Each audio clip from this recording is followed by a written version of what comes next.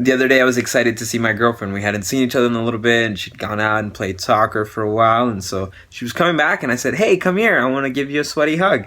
And when I said that, she immediately kind of like recoiled a little bit and said, "Nah, I don't want you to hug me like right now." And I said, "Why?" She said, "Girls aren't supposed to be sweaty." I think whether you're a girl or not, whatever you are, I think that sometimes it can be a little uncomfortable to find someone willing to love us despite our defilement, or in the light of our defilement, right? And in the face of our sweatiness, right after we just got done getting grimy. And I think this is something that reminds me of Jesus at the Last Supper with his disciples, when he stooped down and humbled himself, taking off his clothes and going around the circle and washing the feet of his disciples.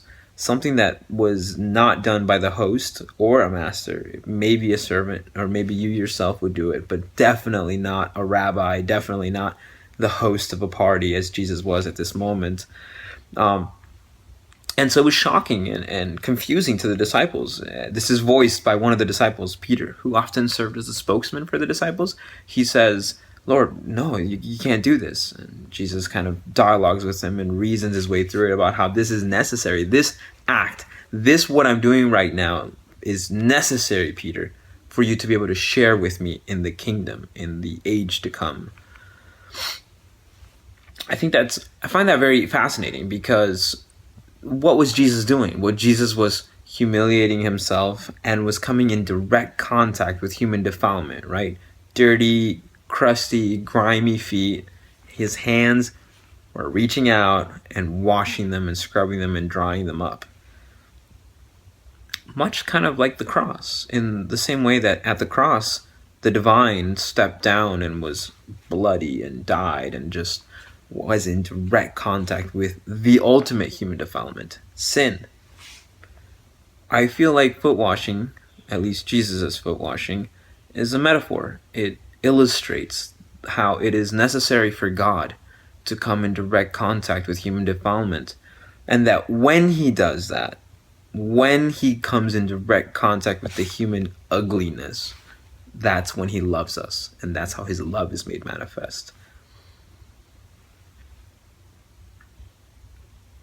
This is shocking. This kind of blows my mind. I don't know how to process this. The fact that the divine, the almighty, the all-powerful, the one in whom there is no fault, would be willing to step in to come in direct contact with my defilement, with our defilement, with our ugliness and brokenness, for the purpose of salvation, for the purpose of cleansing, for the purpose of redemption. That's a lot to process. I know that I can be very uncomfortable when someone decides to love me despite or in the light of my ugliness, my sweatiness, right?